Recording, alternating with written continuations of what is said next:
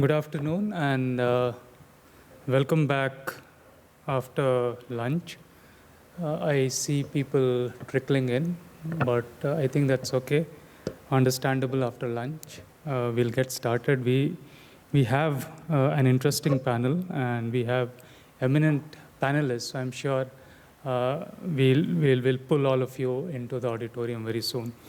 So it's my pleasure to welcome my panelists here, Mr. Parth Sarthi, Mr. N.S. Parth Sarthi, please, yeah.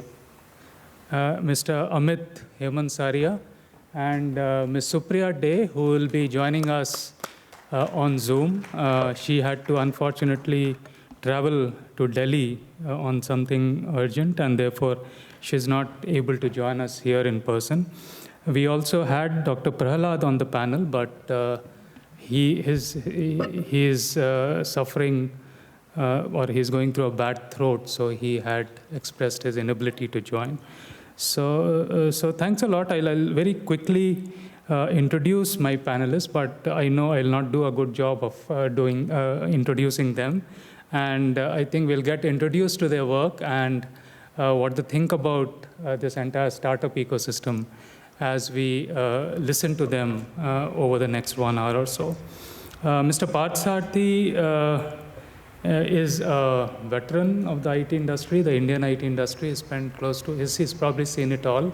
Last 35 years in the industry, was with Wipro, amongst the founding members of Mindtree, spent about 20 years at Mindtree, and now he mentors and curates startup ideas through Mela Ventures and various other initiatives that he is a part of. So welcome and thank you, Mr. Parth Sarthi, for joining us. Mr. Amit Hemansaria is currently the CEO of Campus Connect initiative of UpGrad. Again, some sort of a serial entrepreneur, I must say. He was with Impartus earlier, currently also, I guess. And over the last 10-15 years, he has dabbled in many ventures.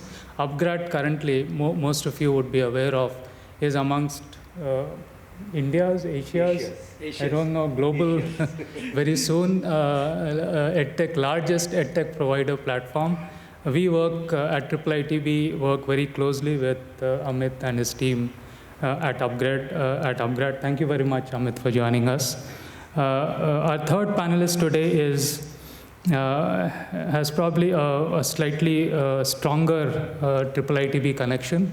Supriya Day was with us as a student not very long back. She did her Master of Science by Research, and I think she graduated in 2016 or 2017. So thank you, Supriya, for joining. We have had the honor of her being our student, but she's also seen the IT industry for a very long time. She was probably with Mr. Partha at Wipro in the late 80s. And then she was at Alcatel-Lucent. She was at IIIT-Bangalore for some time. And she is the co-founder of two ventures which work in the area of accessible education and assistive technologies, Vision Empower and Wemby Technologies. So thank you, Supriya, for joining us here. What we'll do is, let me move there. The format is pretty simple. I've requested my panelists here to talk about their journeys as entrepreneurs, how Mindtree came to be, what were the important milestones, and other ventures that you have been a part of.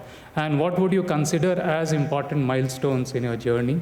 If you could recount that in about 5 minutes, I know that's tough, but some highlights of your initial entrepreneurial journeys when you probably were a startup. I know calling Mindtree a startup is a bit of a stretch, but the initial 3, 4, 5 years, what was it like? And similarly, for you, Amit, on UpGrad, maybe Impartus and your other ventures, and so with Supriya on Vision Empower and Wemby Technologies. So we'll start with Mr. Partha, move on to Amit, and then request Supriya to speak. After the opening remarks, then we'll have some time for rejoinders and questions from all of you. Thanks, Professor Amit. It's a pleasure to be here. Like you said, I've probably seen the IT industry evolve. I joined the IT industry when probably the word startup didn't exist. This was way back in 1984. But since it's more a discussion on startup, Mindtree was a startup. Mindtree was a startup conceived in 1989. 1998, sorry, I'm getting it wrong, 1998, opened for business in 1999. I think there are 2-3 points I want to mention about that, since I've gone through the journey, and that journey is one aspect. But if I look back, sitting where we are today, and look back and what is happening in the current world, 2-3 things I was telling Professor Amit as we were talking. First is actually, I think this whole entrepreneurship, in my view, is over-romanticized in our country, right? It's an incredibly hard journey. I'm sure all of us hear about how incredibly hard it is. It's probably 100 times harder than that. But don't get me wrong, I'm not discouraging people from becoming an entrepreneur. But I think it's important to mention this. And I was talking about perception ladder that gets created and the tremendous pressure it puts on people. I'll give you one data point as well. When Mela Ventures was started, we are a VC fund. We invest in startups. So before that, we were doing a lot of research on how many startups start. And we are only in the B2B space. In the B2B space, we wanted to find out how many startups are there and how many go on to get Series A funding. I'm not even talking about much later stages, just Series A funding. And that number is incredibly low. It's actually less than 6%. That means out of 100 companies which start in the B2B space, formally registered with an idea, with a go-to-market, only 6% of that go on to get Series A funding. And we were telling this to somebody outside India. And you know what the gentleman said? I think wrong startups are being formed. That's because too many people are just getting into the startup for the sake of doing startup. So coming back to this whole romanticizing this whole startup, I believe it is important to realize 2 points I'm making. One, not everybody needs to become an entrepreneur. So leave that aside for a minute. And I think it's important to articulate that. But people who are interested in the entrepreneurship journey have to be very clear as to what is driving them to become an entrepreneur. There could be multiple reasons. Somebody can say, you know what, I think entrepreneurship journey is exciting for me because this is the fastest way to make money. And absolutely nothing wrong in that. Somebody can say, I'm so good at this technology, and I think this technology is not being put to good use either in society or in enterprises, and I want to make that happen. That's what drives me. And there could be 20 other reasons. But that has to be a deep driving desire within you. Because if you don't have that deep driving desire within you, you will not be able to wade through all the ups and downs of the entrepreneurship journey. So anyway, coming back to the Mindtree startup journey, I think the world was very different in 1998 compared to what it is now. We had the luxury, I use the word luxury because it's really luxury, where we took $9.5 million of funding before we started the company. I mean, nowadays, you can't imagine that happening, right? While a lot of money is available, money is also scarce. In a way, it's a dichotomy, but that's true.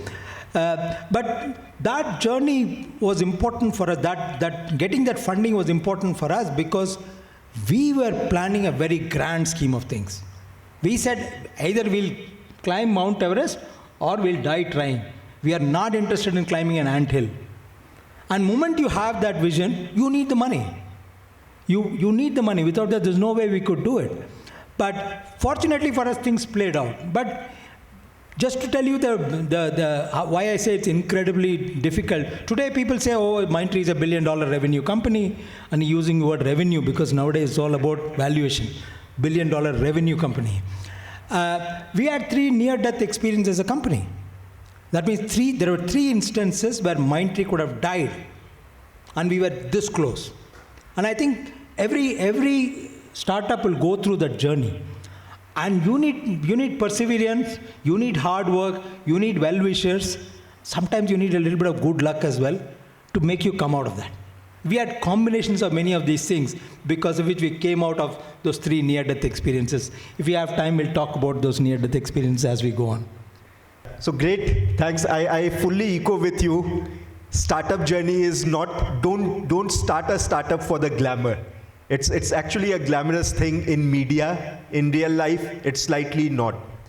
Having said that, just giving a brief background about myself to set the context for what I'll be talking about.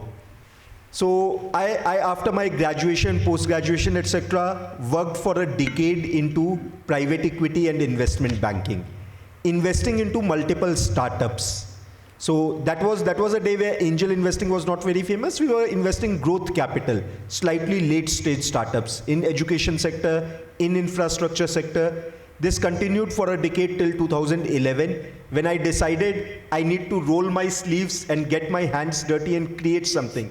Just funding is not enough. So the first thing that I did is, as to play it safe, what I did was, I said, hey, I have a 3-month, 4 months notice period. Let me start working. I don't need to spend too much time on my company, private equity firm. And I, along with one of my friends, started working on an idea. And we were working hard. And we were getting our checks from the company, which were both paying us. After 3 months, we both quit our jobs and delved full time. What we realized is, after quitting our jobs, in next 10 days, what we could achieve, we did not achieve in the past 3 months. So that's, I think, is very important. In startups, you don't have a plan B. Sometimes you need to actually give everything to that startup. And you can't do in a job or in a startup and find a balance out of it. So after that, after a couple of months, we realized couldn't move ahead because of co-founder issues. After around 4 months, we shut down it. We said, hey, we are unable to come on a same wavelength. In 4 months, we shut down that idea. And with a new set of co-founders, I started another company, which was known as Fracton. I think this was 2011. At Fracton, there was a good chemistry, good connect with the co-founders. We made beautiful tech products for the education sector, took it to academicians, sold it to educational institutes, worked hard for 2.5 years, and failed miserably. We realized we are coming from a tech background, technology background. We are entrepreneurs. We are not academicians.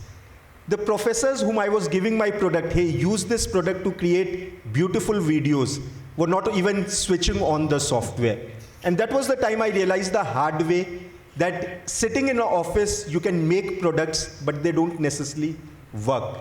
After 2.5 years, shut down that startup, was seeing all my friends flying business class, going into different areas, and here I was with no money, loan, etc.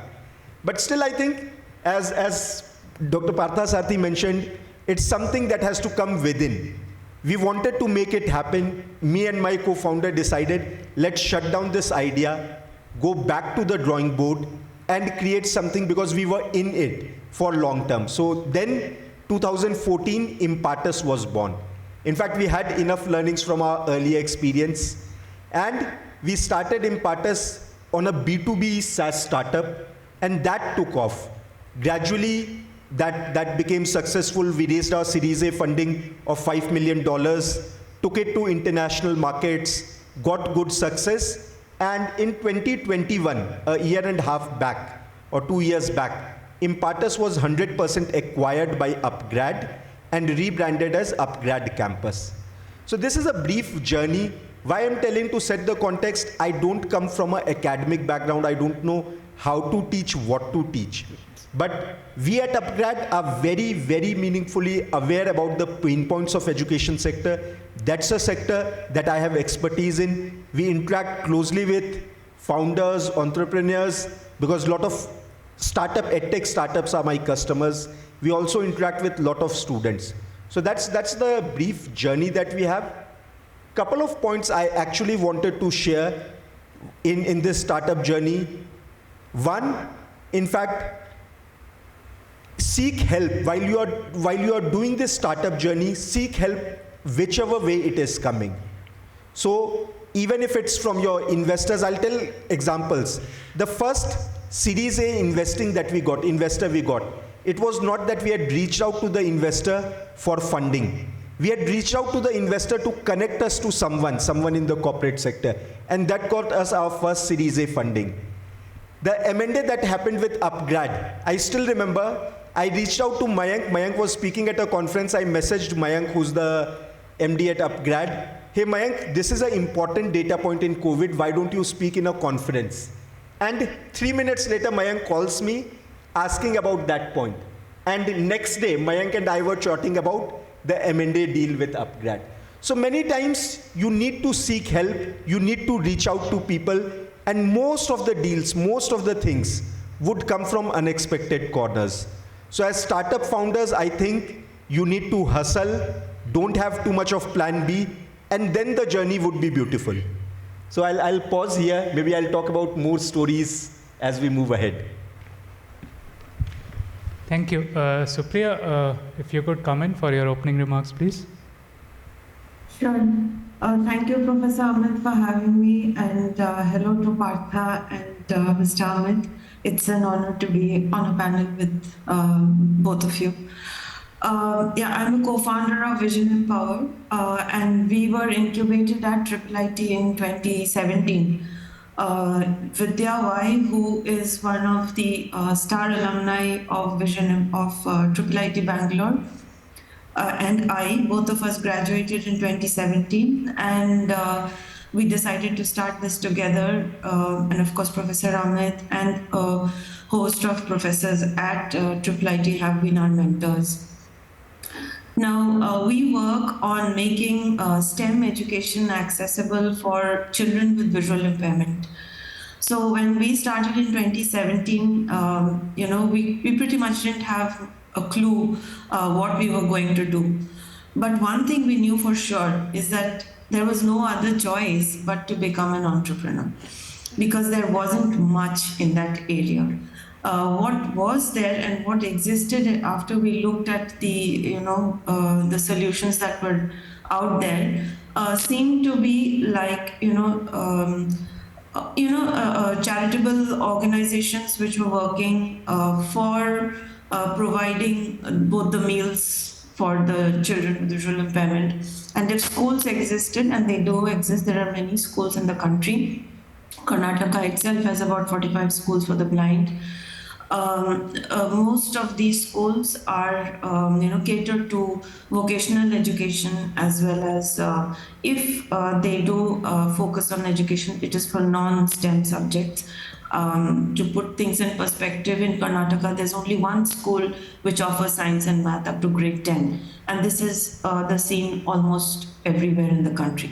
So we figured that if we have to do something, if we have to bring a paradigm shift, then we have to think differently, we have to research, we have to find solutions. And taking up a job in another NGO and trying to make that change would not happen. So pretty much that's how we began. We began with a very small, and that is probably the highest, the milestone which is most precious to our hearts, is that we were funded by Professor Balaji and Professor Amit Prakash as a part of the Engineers in India project, of which I was very, fortunate to be a researcher, and a small, a donation which was huge for us, about 1.2 lakhs with which we started.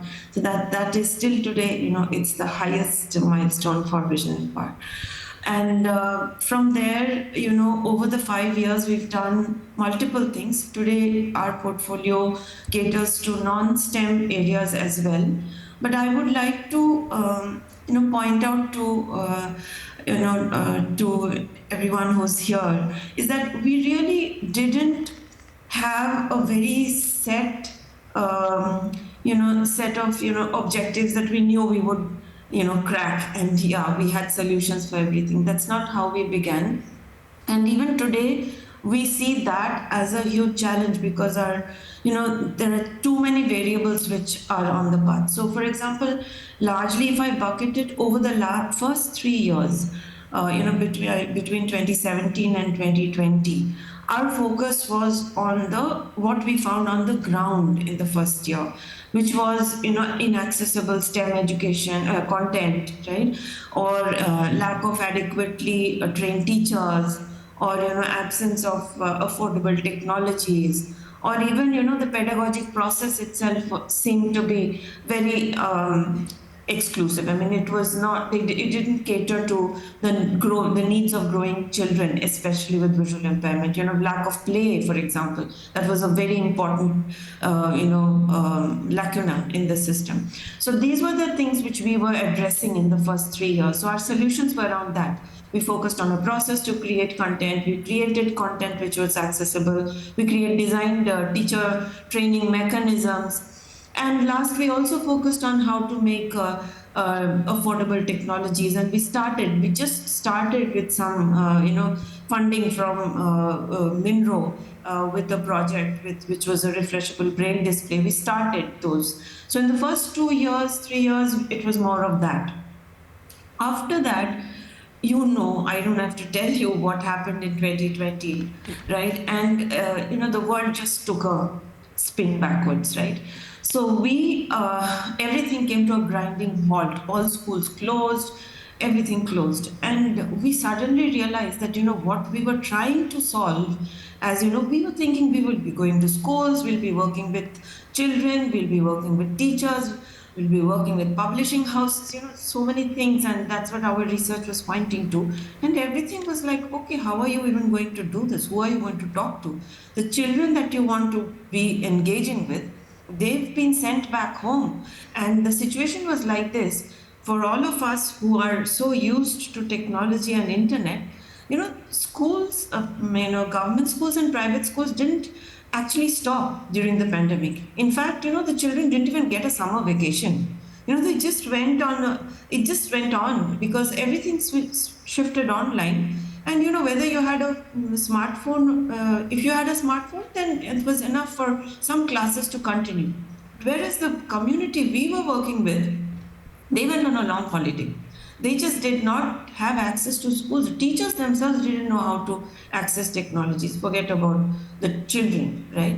So we were faced then with an entirely new problem.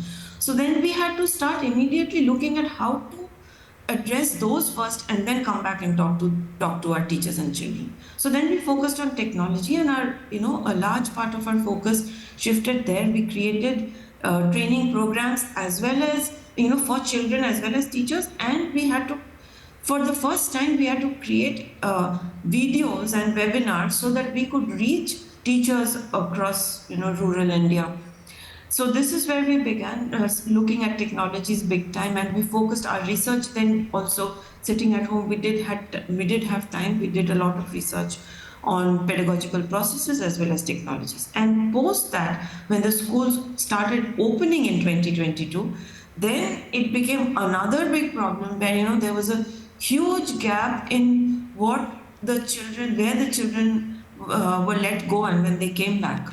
Right? A child was in grade 2 and comes back in grade 5, and there's no question of not promoting the child. You have to promote the child to grade 5, and the child has lost all the learning that they were supposed to have in those growing years, and the teachers don't know how to make up for that gap. And at the same time, the children come with all their needs, special needs, right? So all our solutions then again had to be tuned. So the reason I bring this to you is that as an entrepreneur, I don't know if this is going to be common across all domains, but in our domain, it has been an extremely fast-moving target, and we had to respond to it every time. And this is something I think as an entrepreneur, we have to be ready to respond to. So this is one of the very important learnings. And the other thing as milestones, I would say, see, for us as a Vision Empire, I think the support that we got from IIIT, I cannot but highlight that, that this has been probably the one and only reason we survive today. Because at every stage, whenever these challenges that I related to you, getting funding and all that is secondary. Even coming up with solutions, I mean, what am I going to solve? Even for that, what are the processes that you really need to internalize to understand whether the solution that you are going to create is even going to fly? what kind of solutions do you need to look at? How do you even analyze the problem that you're trying to solve? First of all, if like what Partha said, and I totally agree, is that just because I want to become an entrepreneur, I want to become an entrepreneur, is I think something we need to step back and look at. What is the problem that I'm trying to solve? I think that is what I really need to identify, and then identify how am I even going to solve it, who am I going to work with. And like I totally agree with Mr. Amit that reaching out, who am I going to reach out to and how am I going to reach out to. And at all these stages, I think IIIT has been the pillar with which we have gone ahead.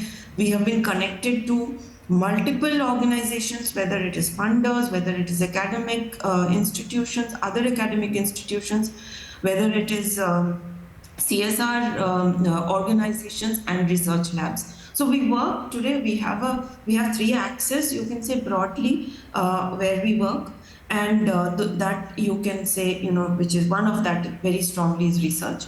The other is all these interventions to address all these problems, and the third very important pillar for us is technology for scaling up. So we have three large areas in technology. One is the learning management system. Now, for us, it was very different because it's not like there aren't learning management systems. There are many. But we found that almost everything was inaccessible for teachers with visual impairment. Forget about the children. They were not even digitally literate. Even the teachers for visual impairment didn't have ways to access, because 80% of the teachers are themselves blind. And over and above that, they didn't study science and math. So we really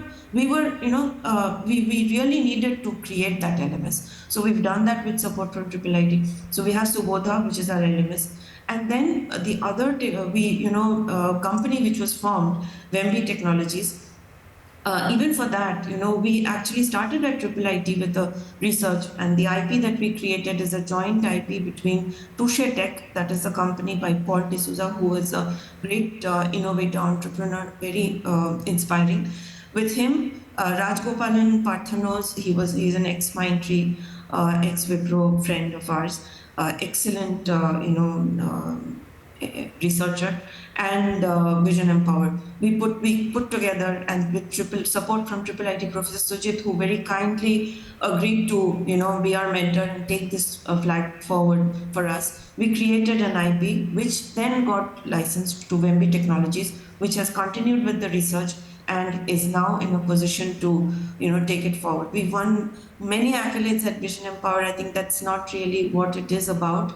But Wemby Technologies has been able to establish itself in the last 3 years, despite the pandemic, with 2 or 3 very important recognitions. Karnataka Elevate.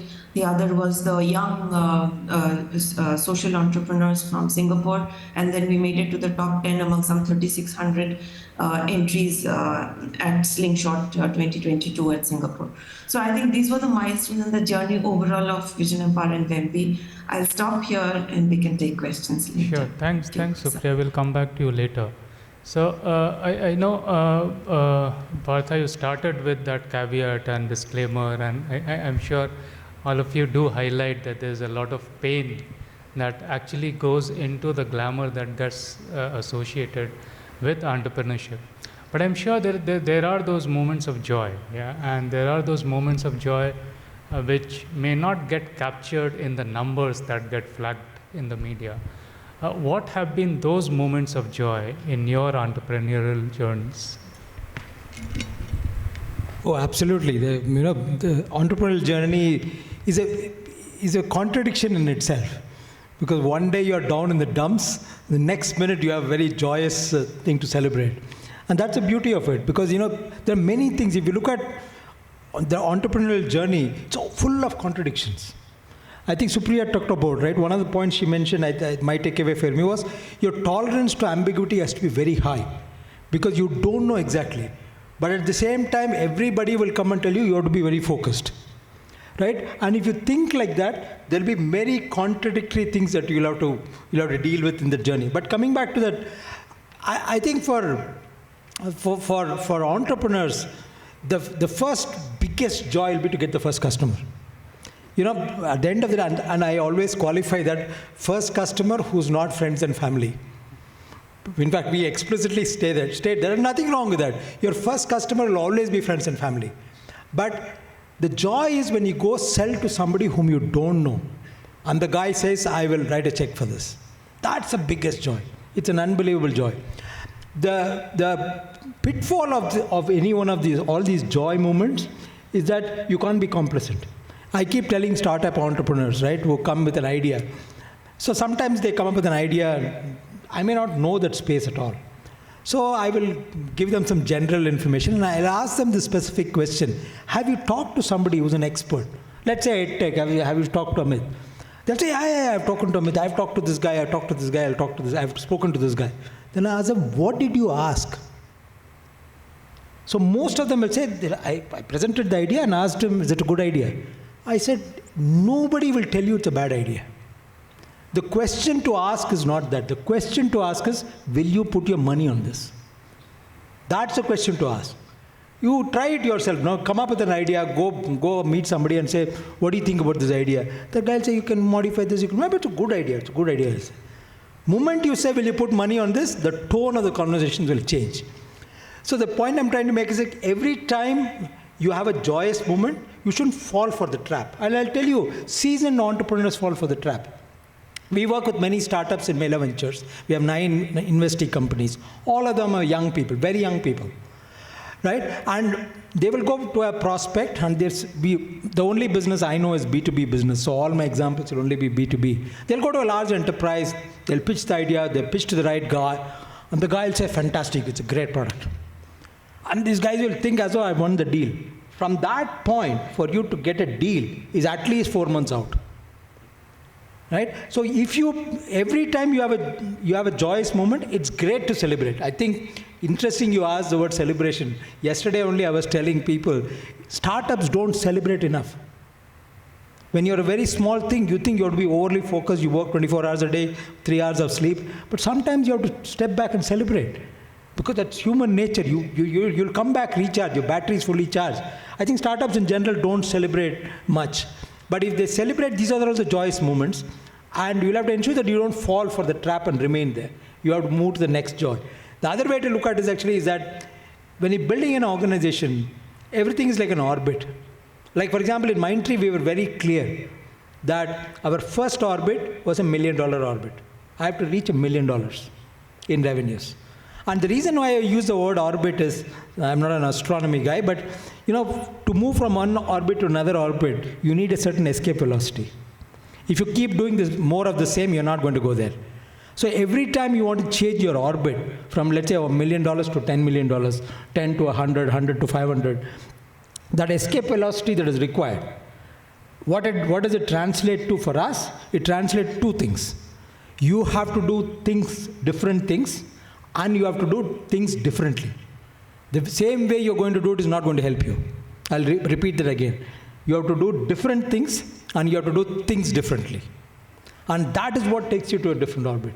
So I think we encourage startups to also say, find out what are your small orbits. So it could be first customer could be your first orbit. First international customer could be the 3rd or 4th orbit. Right? So, and then you find out for you to go from this orbit to that orbit, what do you need to do? There'll be 20 things that you may need to do. It could be on the product side, it could be sales side, it could be marketing side, it could be the way you present it, the way you communicate it. So multiple things. And every time you move into those orbits, it's a very, very enjoyable moment. Thanks. Amit, you would want to share some of your moments of joy? Sure. So, in fact, it is a beautiful journey. I was, when you were speaking, I was just thinking, when I shut down my previous startup, it failed.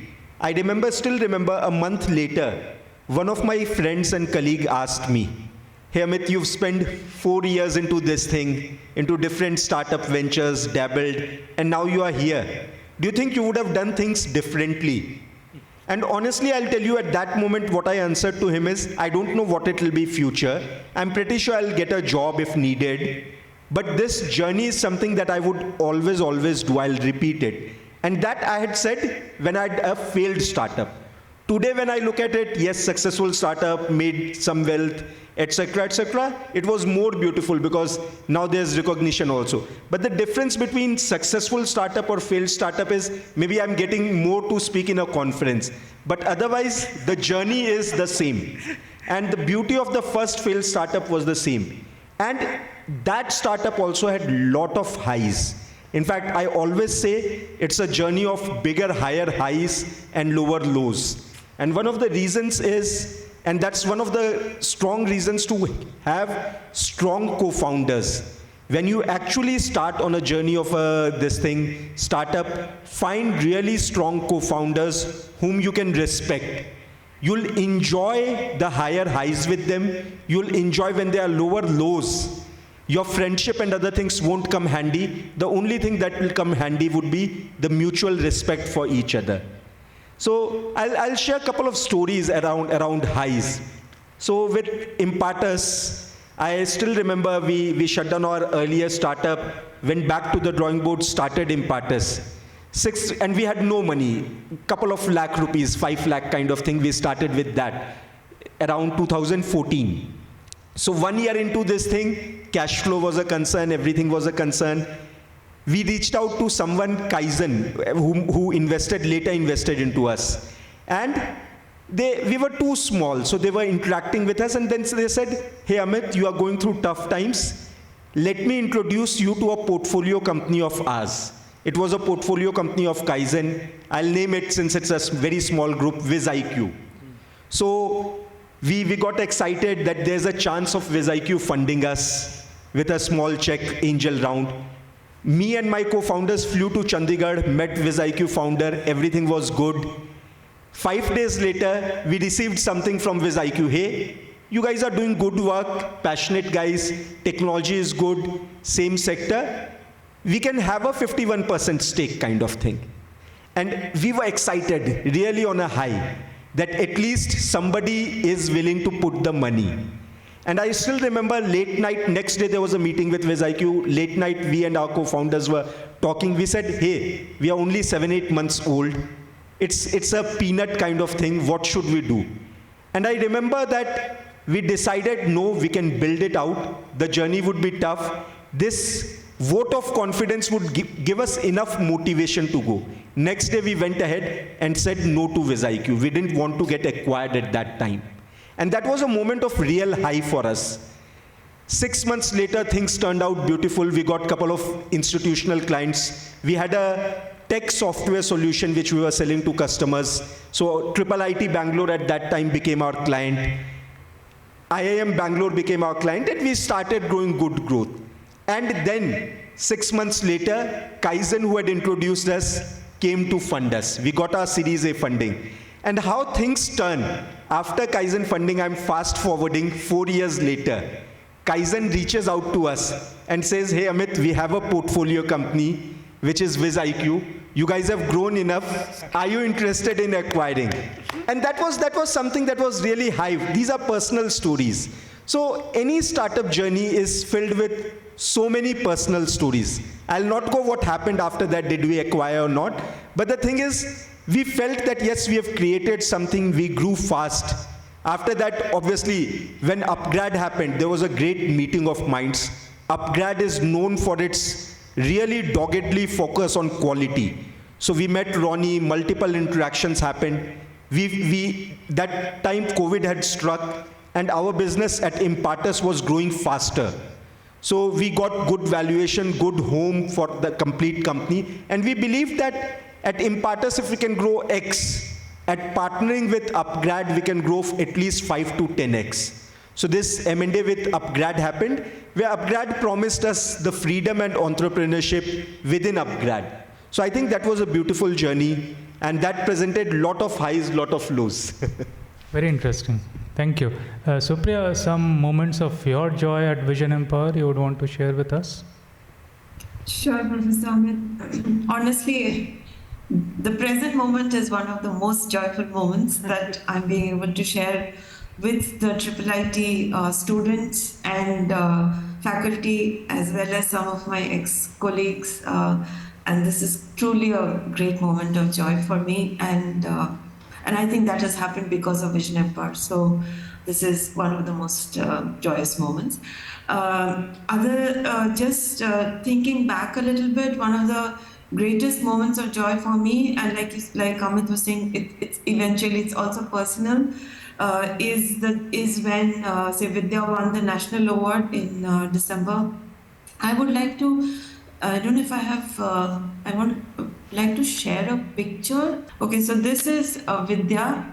This is Vidya winning the national award in December for empowerment of people with disabilities from the President of India. This was truly, the icing on the cake and recognition of all the work that Vision Empire has done over the last 5 years. So this is truly something we hold very, very precious to our hearts. And there has been the inspiration because of which not only the team at Vision Empower works, we work day in, day out on creating solutions. We try to think out of the box. We try to address, all the challenges that come in the way. Creating a team, internal team to address these challenges also hasn't been that easy. We do employ people with visual impairment as well, and to the best of our capability. One of the great moments of joy also in this Vision Empowered journey has been that we were able to employ two persons, one, and then eventually now both of them are very well placed. One is already a student at a PhD scholar at IIIT-Bangalore as I speak. She joined us from APU, and then she contributed immensely, and then now she's a PhD scholar at IIIT. And then we had another student of IIIT who had joined us, who worked with us, contributed immensely to the digital literacy program at Vision Empire, and is currently employed by Bosch. And these are our moments of joy. We are so happy to let them go and explore the world and build their careers. So this is what Vision Empire finds very, very joyful.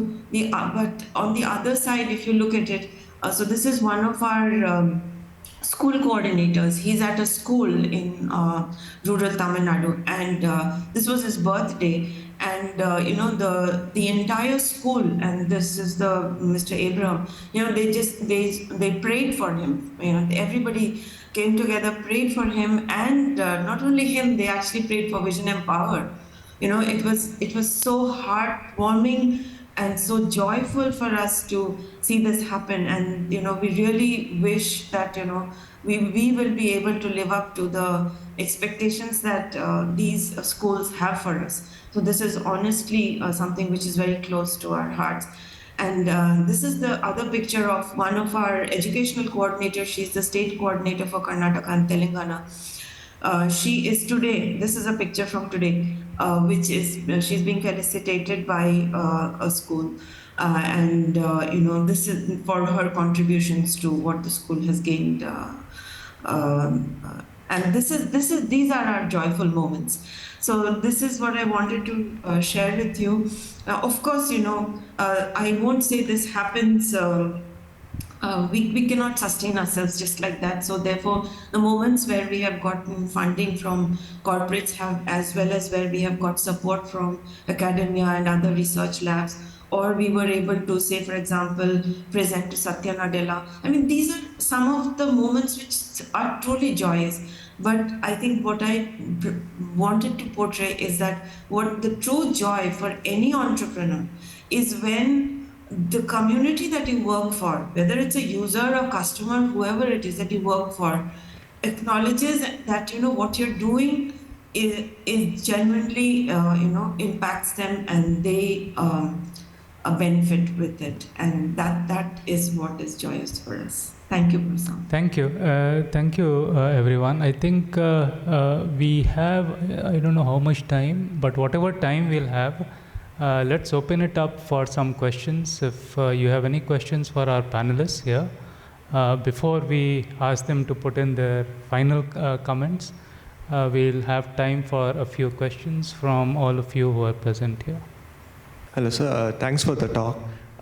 My question is, once you do a startup, you're getting revenue and everything. So what time do you think that I need to go for profits and not fetch growth or something like that? okay. I'll add So, to your sure. more recently. So I think, see, broadly, first and foremost, it also depends on the stage of the startup. So I'll walk you through that. At the very early stage, there's only one focus, neither revenues nor profits, which is customer acceptance. Whether the customer, whether it's B2B or B2C, is liking and finding value for your product.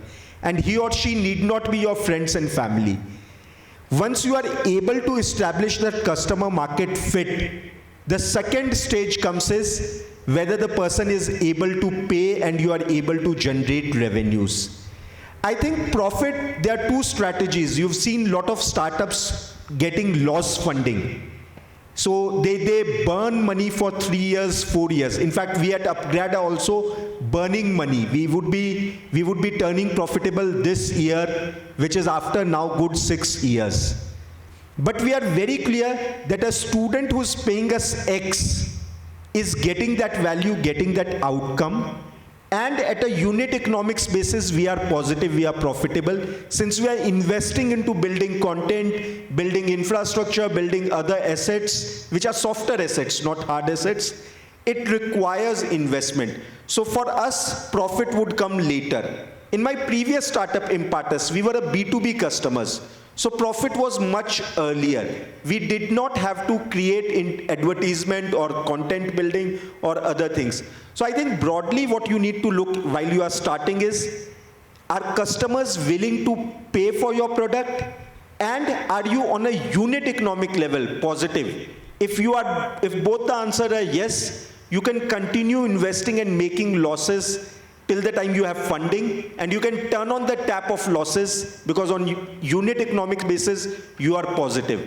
So that is something that is there, and it again depends on what is the nature of the startup that you have. Sure. Very, very well said. I was smiling when you asked that question, because this question gets asked not just in startups. It gets asked across corporations as well. And I remember in Mindtree, we used to have a saying, do you want profitability or do you want growth? We used to have a simple answer, we want to have profitable growth. So as simple as that, because you exist as a company to make money. Now you have to have a strategy as to when you want to do it. I think the key thing, the word Amit used is actually unit economics. That means if I'm able to, and you have to be honest to yourself, because today I see a lot of startups, and they will say unit economics wise they're positive, but actually if you dig into details, actually they won't be. That means they will never have a path to profitability, right? And it's extremely important in certain business to be able to demonstrate unit economics at a very granular level. To say at a unit economic level, I'm profitable. The only reason I'm not profitable at a company level is I'm spending money for growth. And if I want to shut it off, I can shut it off. If I don't have money, I run out of money, not able to next round of funding winter is there. If I want to shut it off, I can shut it off. So, but I think it's important to be able to have that clarity at a unit economics level. Thank you, sir. And just to add, second year into my startup, I didn't know what unit economics means.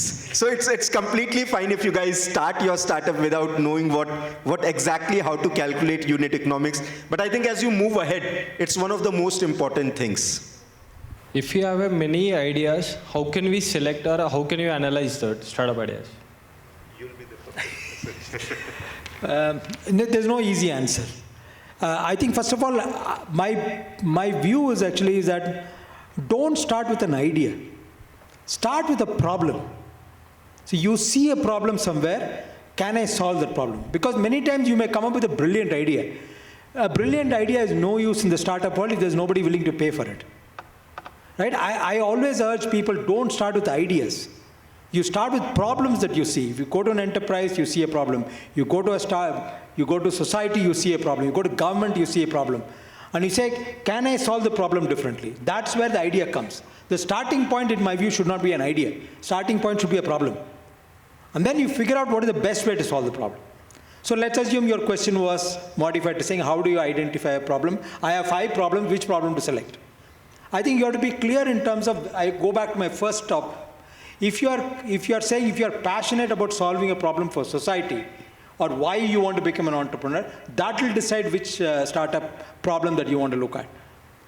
And because the journey, once you get into it, like you said, there's no plan B, more people you talk to before you jump in, the better off you'll be. You don't have to follow what others say, but you'll get different perspectives. And that perspectives will help you to be able to choose which area you want to get into. I'll just add one thing. From a personal this thing, if you have multiple ideas, you have to decide. As Mr. Parthasarthi mentioned, take opinions, take perspectives, but decide yourself. Don't decide based on consensus. And this Ronnie Screwvala tells me many times, in fact, when we talk. He says when he was starting this upgrad, he said, I'm going to start an online education business. People said it's stupid. And when he went and talked to different people, they said it's a stupid thing. Online wouldn't work. And then he said, I need to build a very high quality. The price would be, let's say, for a 1-year course, 2 lakhs plus. People are saying the idea is not stupid. You are foolish, completely foolish. So you don't need to build consensus. You don't need to find stamps of approval from everyone that you meet on your idea. He still was convinced that, Ronnie was convinced that I need to build a great business with very high quality, and the only way to do it at scale is online. He went ahead with it, and now it's history. Upgrad is Asia's largest higher education company, multi-billion-dollar valued, and really creating outcomes. So if you have multiple ideas, I think you need to sit, think through, go with one idea. Which is the best idea is an overrated thing. In fact, I'll tell you, the first startup, when I quit my job, it was a gifting idea. It was very close to me. For 2.5 months, I preserved that idea. I didn't share it with anyone. It can get leaked. Someone else might start up based on this idea. Until today, that idea is still in the basket. I still love it, but it's no use. Idea without that execution, without that bias, is of no use. Everyone that you'll talk to would have at least 4 or 5 ideas. You need to pick one. I think as a private equity investor, I always feel pick an idea which has a large market, large impact, and a real problem associated, like you said. If that idea solves real problems, that's a good idea. Other than that, just one advice, don't seek stamps of approval from anyone else on that idea and start based on that. Be it your family, be it investors, be it anyone else. The idea has to be yours as well as your co-founders. So thank you, sir. I got rejected by Mindtree. I was in engineering. And I got rejected by Upgrade. I was in MBA right now. But I'm so glad to today. I couldn't express my feelings also, sir. Thank you. Thank you, sir. One more question, if there is one. Yes, please go ahead. Yeah, there was a hand raised there. Hello, greetings of the day. I just wanted to ask, I have been into the startup in my student life. Now I am into one, and I'm now in my master's, and it's a cross-border startup. So what I want to ask is, startup in student life, startup when you step into professionalism, and startup when you again step into student life. So there's a continuous change in the cycle. What do you think should be noticed? And when I speak about the rubrics, it just keeps changing over each phase of the life, you say. I couldn't get, what was your exact question? So you are into college life, then professional life, then again college life? What I exactly mean is, during each phase of your life, when you are a student, and then that time you become a startup founder, you have a different rubrics. And when you're out of your student life, you have a different matrix to evaluate yourself. Can I hear your opinion on it? Sure. So I'll give a short answer. In fact, I personally believe it doesn't change too much.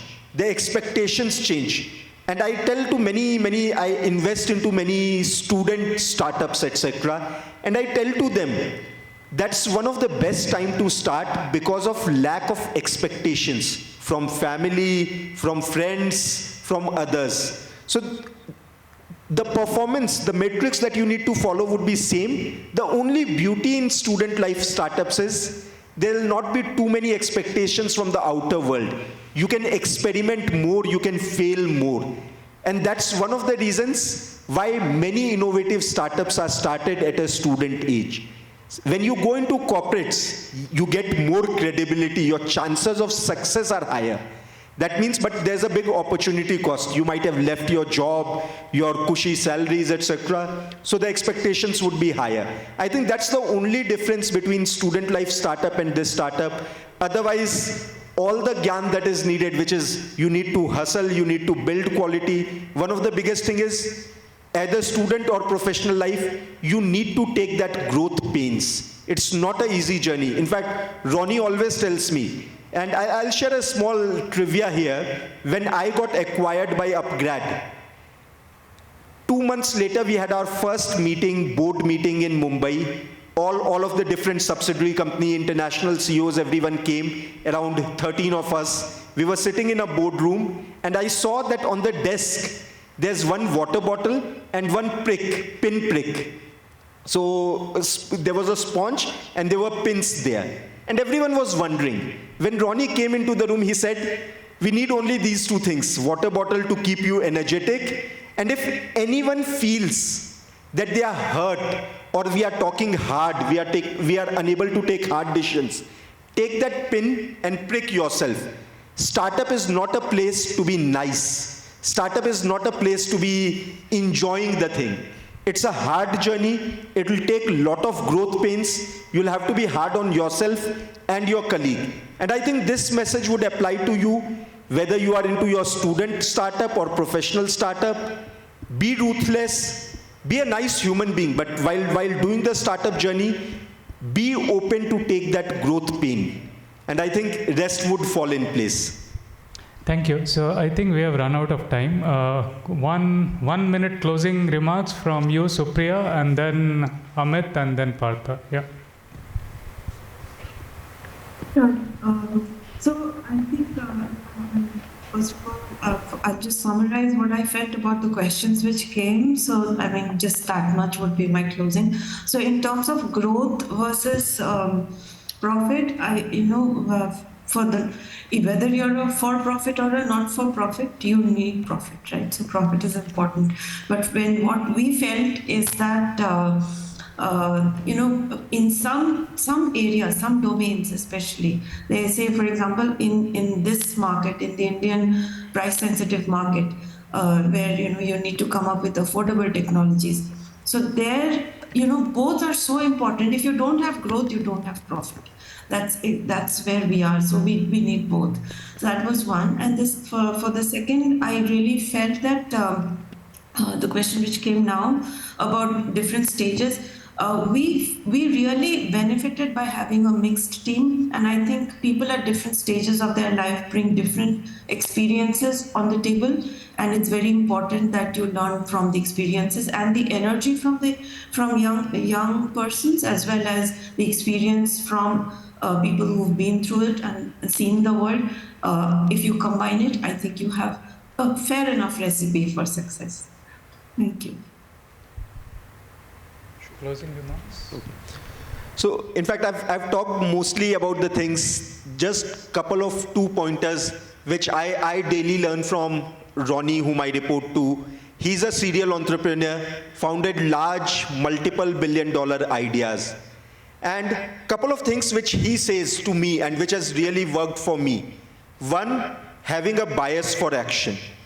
In fact, in my entire, now it's been 2 years since working closely with him, I've never ever seen him taking a day to decide. If he needs information, ask for data. But the line that you should, as a startup founder, not accept is, I'll sleep over it, I'll think over it, I need to think, ponder, and then come back. No, you don't have a luxury as a startup founder. If you don't have enough data, ask for that data. That data might take 7 days. But if you have data, you need to be decisive, you need to have bias for action. I think that's one message which is in the culture of Upgrad, that's there. Second, as I mentioned, the growth, pain, and excellence for quality. Every startup is known for something. At Upgrad, in fact, Ronnie always tells these personal stories to us. And I'll share one more very short story which would set the context. So we were in our offsite and he was telling this story. There's a movie, Bhag Milkha Bhag, which came to Ronnie for production. He's also a producer. So he said Farhan was a dear, nice actor. He knew him. Rakesh Mehra was a close friend. And the story was brilliant of Milkha Singh. So Ronnie read it for 2 days. Then he read it third day and he said no to Rakesh Mehra. And the reason what he gives to me is Milkha never won.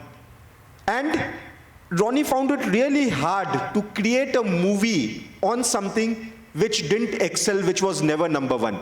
It didn't undermine Milkha Singh's effort. He was a great, great runner. He brought a lot of laurels to the country. Being number one is not important. Number two, number three, everything is important. It's the efforts that count.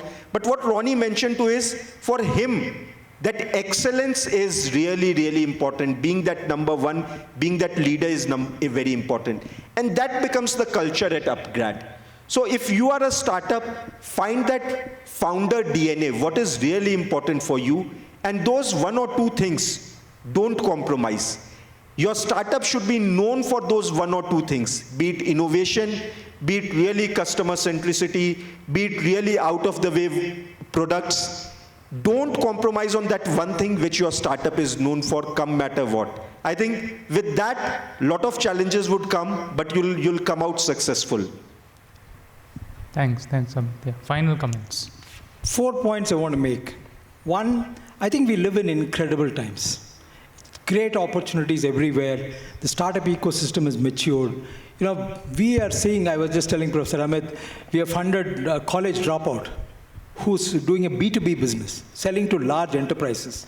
So fearless entrepreneurs, bold ideas, and having that can-do attitude. So I think we live in great times, number one. Number two is actually the VC and startup ecosystem in India is in its early stages. In spite of everything else you read in the newspaper, it's in early stages, right? So there's a lot of maturity that will happen in the next couple of years, and I think it's good for all of us. More money will be available, more scrutiny will be there, better ideas will come out, more successful companies will come out, all that will happen. So I think it's just a question of time. That's the second point. Third point is actually for budding entrepreneurs here, focus on building the organization. And I think from day one, you have to focus on building the organization. You can't build the organization after you reach a certain size. So focus on building the organization, whatever it takes. And last but not the least, I know this is a very unpopular statement to make, especially in the VC communities, focus on value. Valuation will follow. Focus on value to your customers, whoever the segment is. Valuation will follow. Like when we were kids, we are told, right? Go after Saraswati, Lakshmi will follow. I think that holds true for this space as well. Thank you very much. I think with that nice note, we'll end this panel. Thank you very much to my panelists here. Thank you, Supriya. Thank you, Amit. Thank you, Mr. Parthasarathi. And thank you, everyone, for a patient hearing. Thank you. Thanks a lot. Thank you, everybody. Bye. Thank you.